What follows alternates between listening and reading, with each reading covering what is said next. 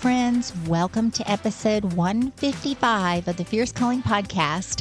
I'm Doris Swift, your host, and I'm so glad that you're joining me today. And this show is going to really bless you, especially if you have walked through a difficult season or are walking through a difficult season. And I think that's probably all of us. So on this episode, I welcome my guest, Dr. Mel Tavares, and she shares her inspiring journey of overcoming a challenging upbringing, navigating through a really difficult long-term marriage, and she shares how she has a heart, especially for women who face difficult situations. And having been a single mom herself, she can understand, and she has a deep passion for bringing hope to those battling chronic illnesses and difficult diagnoses as well. And she's going to bring her expertise as a counselor and a coach and how she ministers to others. And I think this is really going to be a powerful and impactful episode for us today. And I loved our conversation so much, and I know it's going to bless you. So stay tuned, because I know what Dr. Mel has to share will inspire, encourage, and challenge you. So listen in while I have a chat with Dr. Mel Tavares.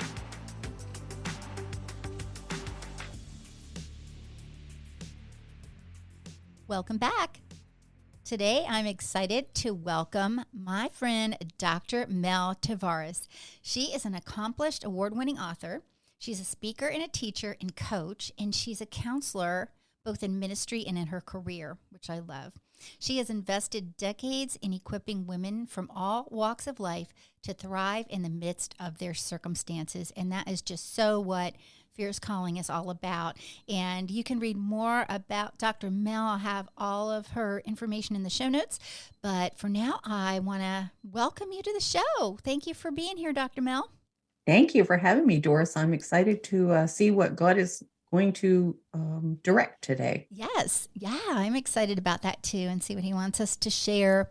And so I do love that you've spent decades equipping women to thrive in the midst of their circumstances. It's just such a powerful thing to help someone who is going through a difficult season to see that there's still a purpose, there's still a way that God can use all of it for good and for his glory and for, also whatever their calling might be. So I would love if you would share a little bit about your story and how you are taking action where your passion, compassion, and conviction intersect.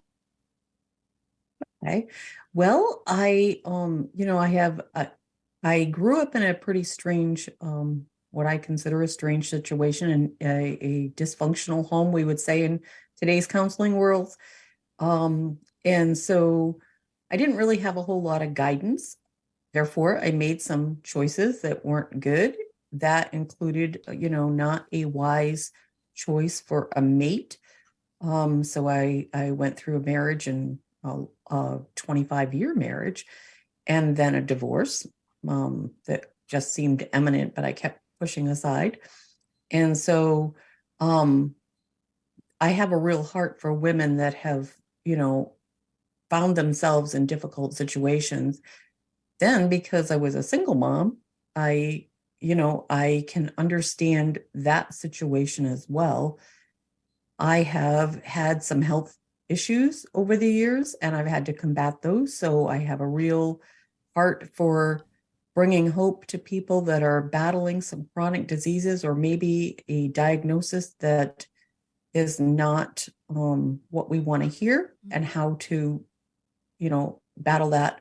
I think spiritually battle it, spiritual warfare, but then implement health, options that are going to lead to a healthier lifestyle and battle back those disease diagnoses. So there's been a lot of different things. I have a prodigal child now. Mm-hmm. I have had others who have now come back to the Lord, come back to our family. So I understand women in that situation. There's a lot of different roads I've been on that helps me when I'm ministering to people, whether that is, the secular counseling that's gone on or pastoral counseling now or coaching, it kind of all intersects. And that became my passion.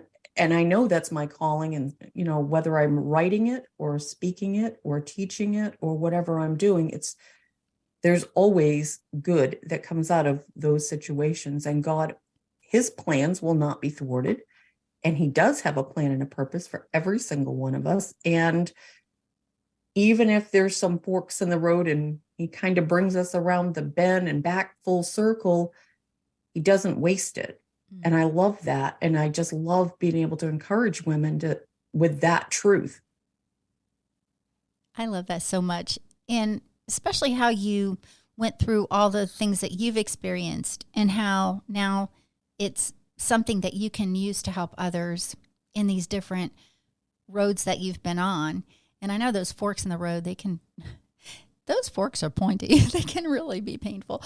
But how you shared all of that. And it would just really encourage a listener right now to hear that, because as I usually will say too, it's like no matter where they've been or what they've done or what's been done to them, what they've experienced, that everybody has a purpose and God has plans for them and they can be used by God. So that's why I love your ministry so much and how God has used that and has called you to counsel, because you have a heart for helping people who are walking maybe a broken road or maybe have people in their family that are walking broken roads. And that can be really devastating too, right? You run into that so much, as you said, with a prodigal.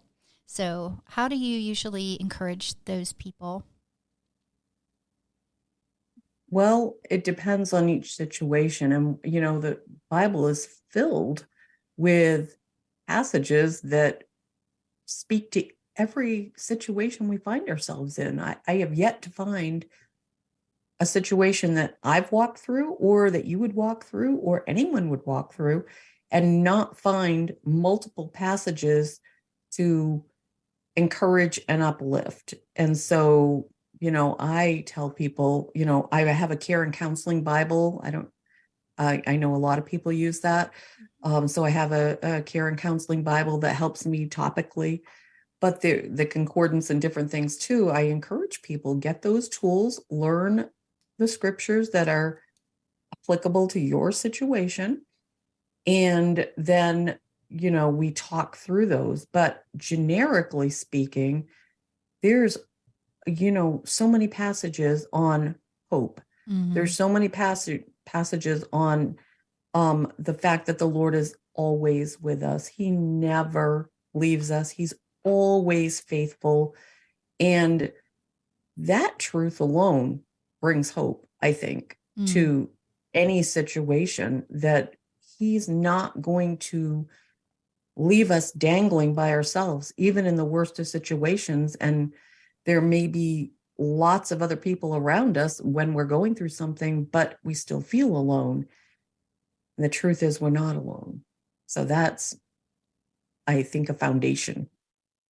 Yes, that is amazing. And how you were talking about that, all the things we experience and all the things that we would need to work through or discover or work through our circumstances is found in the Word of God. His solutions are there. And so I love that you shared that so much. And then also thinking about, okay, so people are going through a difficult situation, but maybe it's intimidating for them to read the Bible. So, they might go to someone for help, but it is a way to encourage people to go directly to the Word themselves and see it.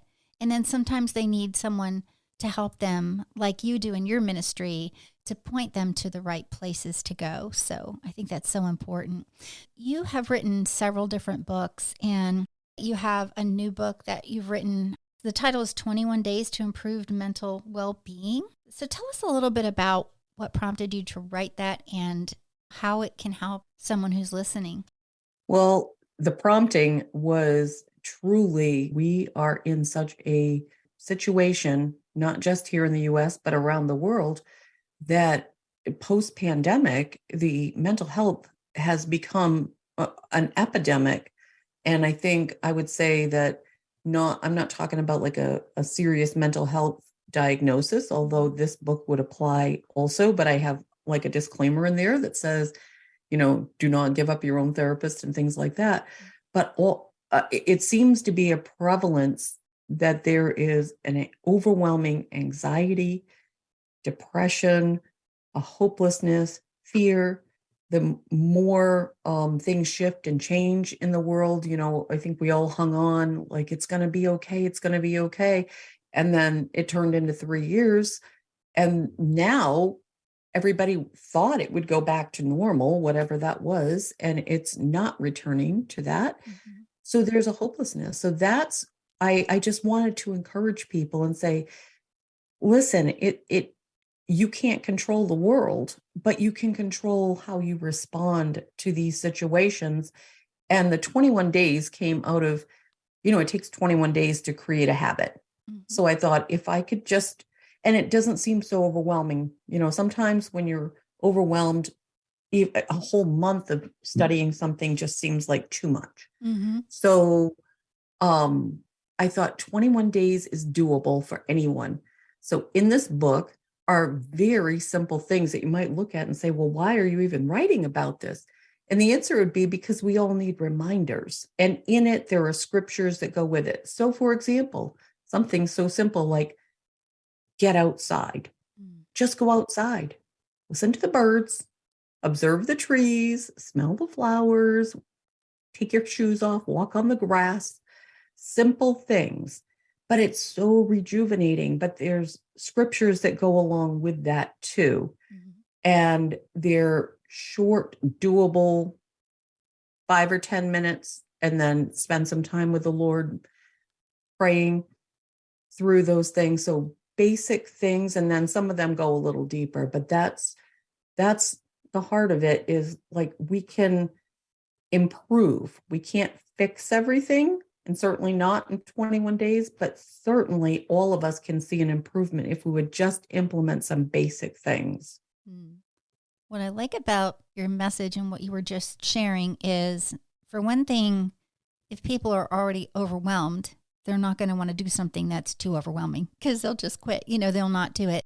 And so 21 days, and thinking of it as not like looking at 21 days on a calendar and just Xing each day. It's just maybe looking at it and taking one day at a time. And then these exercises that you have people, I know that it helps me to walk outside. I love being outside.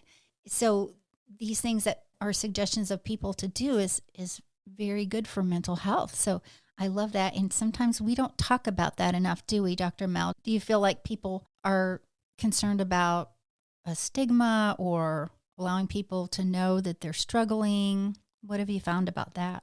I agree with you completely. There is a stigma. And I would say, in particular, there's a need to educate within the church. Mm-hmm. So, the American Association of Christian Counselors is doing a fabulous job right now I became board certified before they initiated a movement. Now they are initiating a movement where there's so many churches that are being raised up with teams that are at least knowing how to understand the basics of mental health and to erase that stigma, because it's not something that we necessarily control. There's no reason to feel ashamed or whatever. And I would dare say, throughout this book and certainly throughout counseling and coaching and whatever, I talk about how many people in the Bible are, from one time or another in their life, who hasn't gone through anxiety, who doesn't go through financial stress and fears about how they're going to handle something, who doesn't respond poorly when there's an answer to prayer that is not what we wanted to hear, doesn't struggle with depression at times.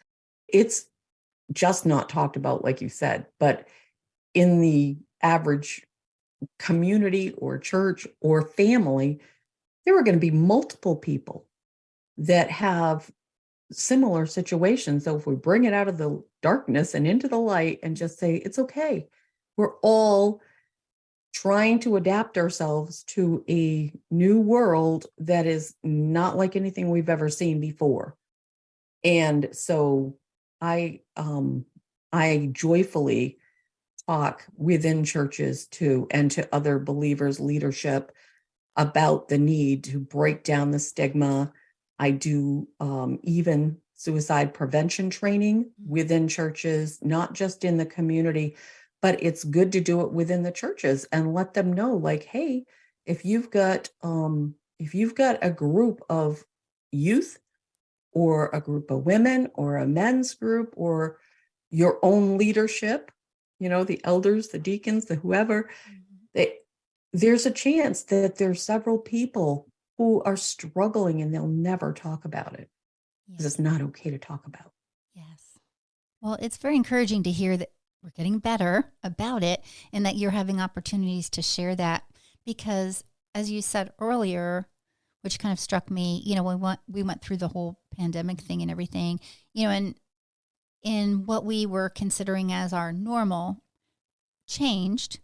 And I love this one T-shirt I saw. I think it was on Facebook. It said, "Normal's not coming back. Jesus is coming back." And I really love that.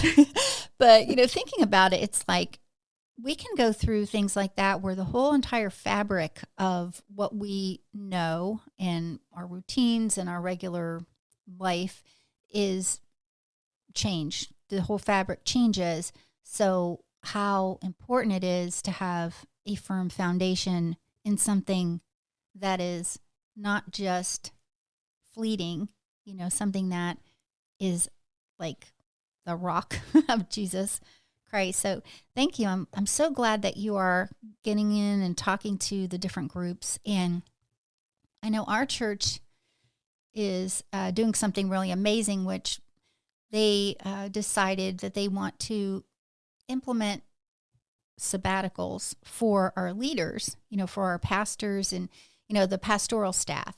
And, there's certain criteria and everything, but I think it's so good. And it's not necessarily because there is some kind of a crisis, but it's a crisis prevention, to be able to take that time and refresh. So what are some ways that, you recommend to churches and different groups to implement those kind of preventative measures?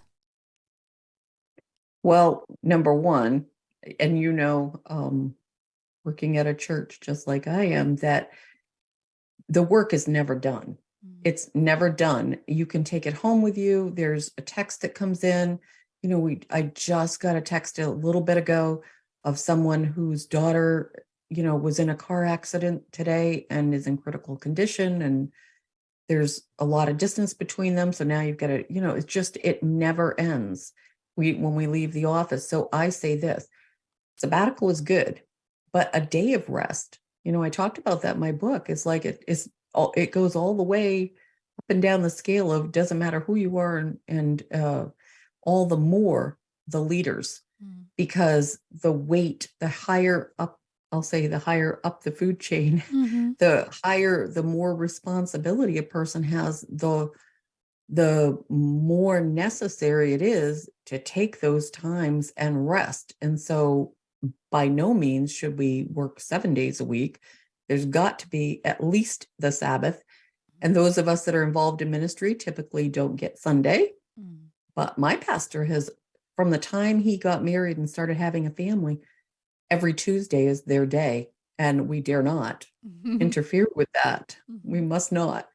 And so that became a thing. So resting, and I'll say this, just something simple like encouraging each other to eat healthy. And that can go simplistically, why are we bringing certain snacks to the office? Why aren't we bringing something else? Because what we put in our bodies is going to help, either help fuel positive, or it's going to drag us and cause some detrimental things. It might even be that those other foods are bringing in some anxiety and things. So there's all that. And then it's, encouraging everyone to be in small groups, everyone to take time to have fun and have friends and relax and not feel guilty And it's hard because there's always things to do. Even, I talk to moms a lot because I'm a mom and a grandma. And I'm always encouraging the young moms, like, you've got to let grandma have that child and go out on a date. For goodness sakes, just go on a date, do something fun. Oh, I'd feel guilty. Yeah, you might feel guilty. Go anyway. Yeah, I love that. That sort of thing. That is great advice right there. Yeah, we got to take a break. Yeah. We got to, and God designed us that way, right? He rested. He gave us the model. We can't go 24/7. We've got to refuel and recharge. We've got to. Yeah, I love that. Did you hear that, listeners? We have to refuel and recharge because, ultimately we will be better for others when we do that, and Exactly. we're not burned out or frazzled. And I love what you said, something you said earlier about bringing things into the light. That is so biblical, to bring things into the light. I mentioned this before, I think on another show. I wrote a blog post years ago that said, what if everyone found out? And it's just about the fact that sometimes we might carry burdens and carry things because we're afraid someone will find out about it. And if they find out, they won't like me, or what will they think of me? And we do really worry sometimes more about what a person will think versus like, well, what does God think of this? And if it's already been exposed and God knows all about it and all of that, but we still worry about other people finding out. And that is not the way to do it. We do need to do things in community, in the right settings with the right people that we trust. So I love also that you brought out the fact that it is healthy to have friends, right? Got to have friends. I mean, and I think that we are in such a disconnected society right now. The pandemic, again, did not really help because everybody started isolating, and then we pivoted to, we'll just text, we'll FaceTime, we'll whatever. And whatever happened to just going to coffee with a friend or something. And it's like, well, it's, it's just easier. I'll just FaceTime, I'll text them. Or maybe we don't because we're so busy. But we have to have those connections because that's, we're wired to have deep connections. Yeah. And so if it doesn't have to be a lot. So, sometimes people look and say, oh, I've got lots of friends. I've got like 400 on Facebook. I've got like, 1,000 Twitter followers. I've got, but those aren't friends. Now, some of us are friends and we maintain a level of sharing pictures or doing whatever through social media, but we can't maintain a deep relationship with 400 people. So we have to have a couple or a half a dozen or a dozen close knit friends that we can connect to face as often as possible and share that relationship. That's part of the void that's going on, and the loneliness in this society now is part of what's leading to that anxiety and the depression and all the things that are going on because we're just very detached. We got to reconnect. Yeah. Such a good point and such golden nuggets there, right? Because people do tend to isolate when maybe they're going through a struggle, or, there might be times where we're prompted to reach out to someone and maybe we just don't do it. But, oftentimes God is calling us, to reach out to someone who needs it right when they need it. And so we can be that friend. And you're right.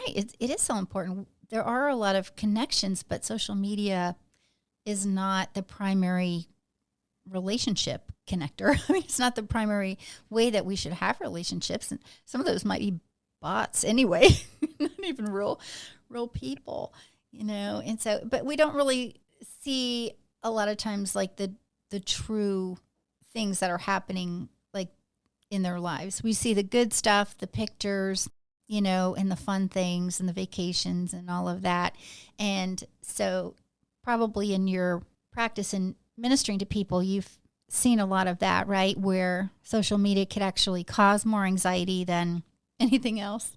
Unfortunately, and I'm pleased to say that even the CDC and others are now coming out with the secular organizations are coming out with reports that are being, researched by the scientists and by, the I'll say Yale, John Hopkins, Tufts, all of the, the Mayo Clinic. And now they're recognizing and saying that there is a serious disconnect, and that disconnect because of social media or all devices. I'm not just going to say social, but utilizing the technology, overusing it is causing a lot of the underlying, it's almost like an undercurrent, underwater current that's happening, where there's a generalized kind of feeling of anxiety. And it's, for one thing, just a random thing, but I talk about these kinds of things all the time. Just having screen time and not shutting that down at least an hour before somebody goes to bed actually impacts. So it's impacting sleep. It's disrupting sleep. And if you are doing all the right things, but your sleep is disrupted, you're going to be, you're going to have brain fog. You're going to have all this stuff going on. You can eat all the right things and do all the right things, but if you don't get sleep, you can't refuel, you can't recharge your brain, and it's leading to all these other things. So they're saying, put your screens down, limit your screen time, whether it's a TV or an iPad or a phone, or it doesn't matter. Put it down. Go do real things outside. Go read a real book. Like, we like that, right? We like books. And, read a book. Touch the paper, get something besides screens into your system. Yeah. Such great reminders right there. And we can even feel it if we've been on too long. You start feeling a heaviness and you start feeling like an exhaustion kind of a thing, because it's just so much at you at once. And so, and when you think about it, it's like we think of the fruit of the spirit, and there's the self-control. It takes intentionality to break from that, because it can really become an addiction, right? It can. And so, if I could be so bold as to mention, John Eldredge wrote a book called Get Your Life Back. And I just taught that as a women's Bible study this spring. He had us, it's a video-based series, and he had us go through. And the first night he had me put everybody had to put their phones on airplane mode. You should have seen the faces in the room. They were like, oh. And I was like, it's okay. The phone is right there. Well, the next week it was like, put your phone on airplane mode, give it to your leader, and she's going to put it in a basket and set it on the other side of the room. And there was an intense discomfort. Week 3 was, okay, we're going to do all of that. And now we're going outside just for 5 minutes to look at the flowers. And then we're coming back in. And they were like, well, I got to take my phone.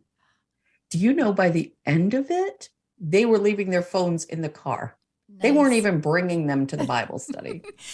And I was like, that's a victory right there, because we realized how attached we are to even just the comfort of having it in our pocket or something, or you hear a notification go off and you glance at it and it totally disrupts the calmness and the peacefulness. And so,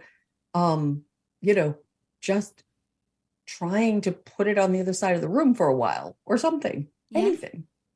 Wow, that was really great. So that was called Get Your Life Back. Wow. Indeed. We all need to go through that. It was a fabulous Bible study. That's great. That's great to know. And thinking about it, it's almost like going through a rehab, kind of trying to break away from that, and then just like you were saying earlier, implementing good habits and changing those habits and feeling like, when you think about it, it's like, what did we do years ago? We didn't have cell phones that we carried around with us. We were like actually connecting with people. And if something happened, we could pull over and use payphone or whatever. But exactly. I'm aging myself now. But we really feel like it's got to be like an appendage sometimes, and that's not really healthy. And then the bigger and better ones keep coming out, with all the new features and all of that. So, Well, and another thing that I've done, I can't believe I'm going to say this, but I deleted quite a few apps off my phone. I just like the ones that I realized are really causing me to get sucked in. I deleted them. And I was like, I feel so much more freedom now myself, just not having that. And, the other piece that we haven't really talked about, but it's necessary, is how can we commune with God and how can we connect with him and hear his voice? We talk about, well, how do we know the will of God for our lives? How do we know what our calling is? How do we know what we should be doing? What's our purpose?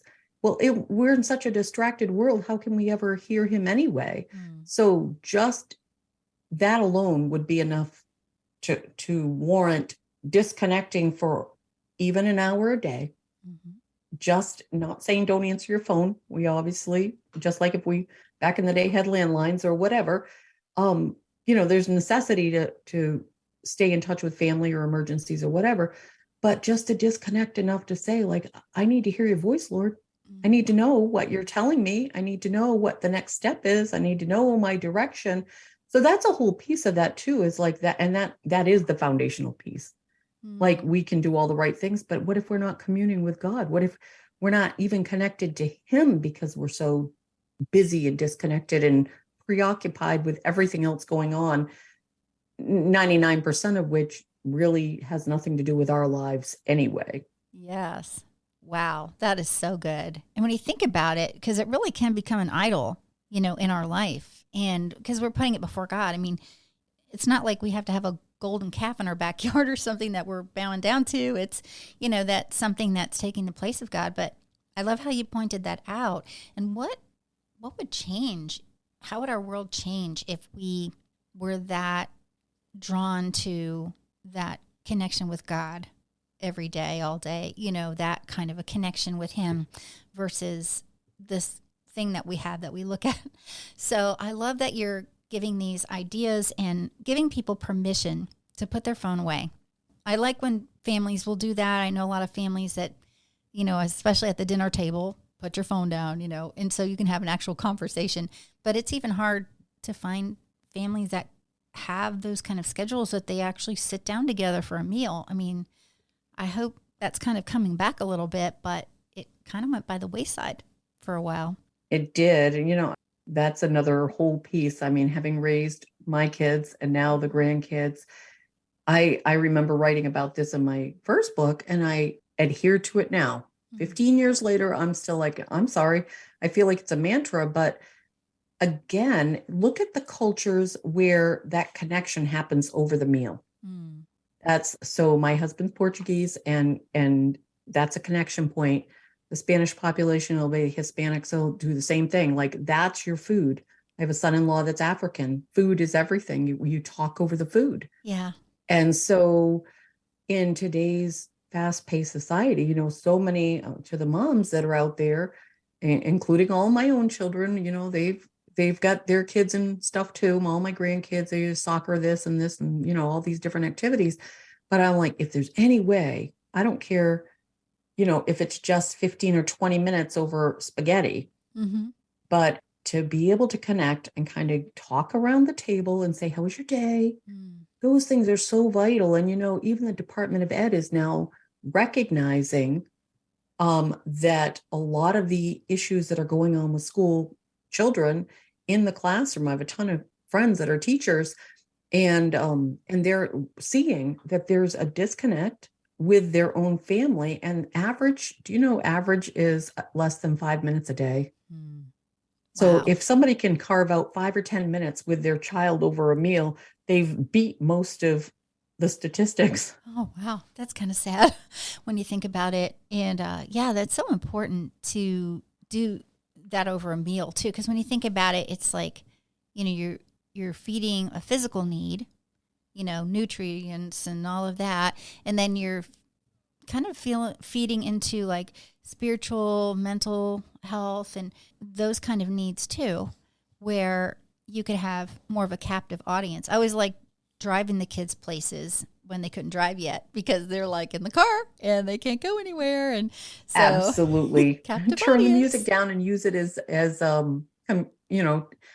conversation time. Yeah. Because, anything that we're talking about with adults is magnified with children and youth today, because everything we just said about disconnection is magnified with kids, Mm-hmm. unfortunately. Yeah. And so when you look at how disconnected they are from their own families, a lot of homes, if there's a two-parent home, they have both parents working out of necessity in today's economy. Mm-hmm. That didn't used to be the case. Now it is. And so all the more we have to struggle to prioritize connecting with them on a deep level, not just, hey, how was your day? And then they throw their backpack and go off and Mm-hmm. do whatever they're doing, but to really listen and be available, because they're going to say things about their day that if we have ears to hear, we're going to be like, oh, they're not doing very well, are they? Mm.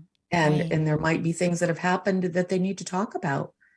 And if we're adults and we're struggling with synthesizing all of the information and handling it, then how much more the kids, Mm-hmm. because they're witnessing and hearing all of the things, all of the trauma, all the crisis that's being, coming at them in their classrooms, in their schools. We won't even, talk about how bad that is. Mm-hmm. And then they overhear the news and all of those things. They're on social media. They're seeing a lot of news headlines, and it's one thing after the next. And I'll say this, I won't say who. I'll say I had a conversation with a person who is 14 years old, and I said, hey, what are you thinking about for college? Mm-hmm. And she said, oh, I'm not even thinking about college because the world will end before I even get to be 20 years old. And I said, what? Wow. Why would you think that? Mm-hmm. And so she ended up just shortly after that conversation, because, that was a short conversation, and it just broke my heart. And it wasn't too many weeks later when she was in a mental health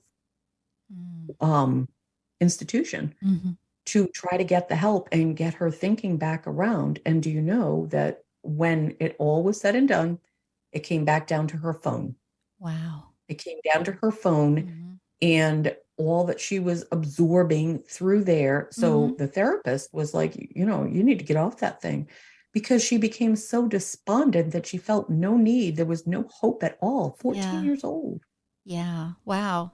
I mean, it is so true. There are so many walking around with no hope. And it's just an opportunity to be able to share the hope that we have. You know how the word says, be ready to share the hope that we have. And so this has been such a great episode and just very eye-opening. And thank you for all you're doing to help, because helping even just one person, it makes a big impact. And then they can make an impact on the people in their circles, and so it can be a real domino effect in a positive way. And when people say, hey, you know what really helped me? I did this, or I didn't do that, or whatever. And it really can cause a chain reaction of good stuff, and spreading the gospel too. And so I would love if you would share, how can the listener connect with you and find your books and more about, the things that you do? I tell everybody the easy access is just go to the website. So it's drmeltavares.com. And I've got the blogs and the books and the resources. I'm in the middle of building a resource library that I'm going to make available, because my heart is, that there's a lot of resources that each of us are creating that can help others. So it's another landing page for resources and suicide prevention. I've got a page on there. So there's just a lot. So go to the website. It also is where they can find the coaching if they're interested on the mental health coaching and things. And it emails, and I'm always available by email. I'm not always available by phone, but I am available by email, and I will respond to those and just talk people through whatever it is they're going through. Well, thank you. That's fantastic. And I will have the link in the show notes to your website so they can check it out and reach out. And really appreciate your time today and sharing the wisdom that God has given you and the nuggets of truth that have come through on this episode. And I hope it really has bless someone and encourage them that they can make positive changes. And those positive changes not only help their own needs and spiritual, physical, mental health, but also those in their families and the people around them. So thank you so much, Dr. Mel, for being on the show, and I hope to have you back again sometime. Thank you for having me. And I likewise pray that the listeners have walked away with one or two nuggets that they can implement. Great. See, there's a good point right there. Don't get overwhelmed, but pick out a couple of things that you can implement and start small. And we have to start small first, take one step at a time. So thank you so much. And I will talk to you soon, friend. Thank you. Thank you so much for listening today, and I hope that this really encouraged you and that there was something in this episode that resonated with you, something that touched your heart deeply today, because I really don't believe that anyone listens to any of these episodes by accident.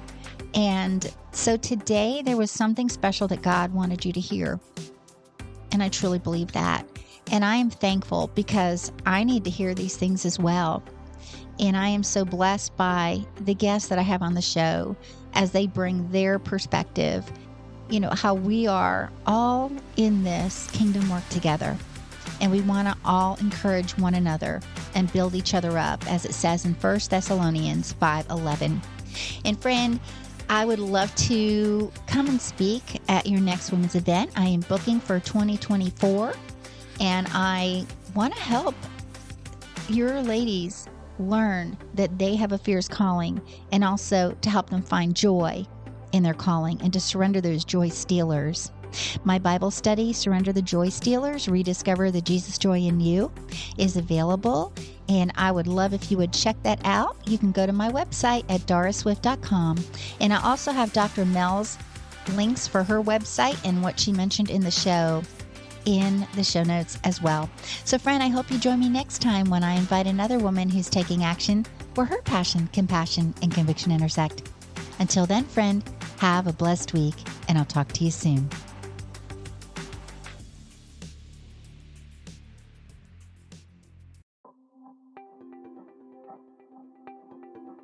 Thank you for listening to this episode that is part of the Spark Media Network that can now be heard on the Edify app.